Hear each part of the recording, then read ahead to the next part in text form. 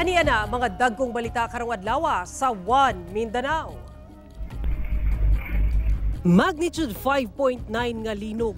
Mitayog sa Palimbang Sultan Kudarat kagahapon. Pagtayog, nabati sab sa laing lugar sa Mindanao.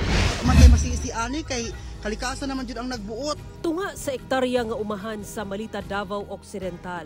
Apektado sa pagdahili sa yuta. Mga pananom na nga danyos. Tulo ka sakyanan ug usa ka motorsiklo. Danyos human na atrasan sa ilang gisundan nga truck sa impasugong Bukidnon. Upat, patay sa managlahing insidente sa pagkalumo sa Davao Region ug Iligan City atol sa Semana Santa. Davao Region nakatala og 22 ka suspected cases sa Mpox sukad 2024. Duha nagpositibo kung asa usa ang namatay tungod sa komplikasyon.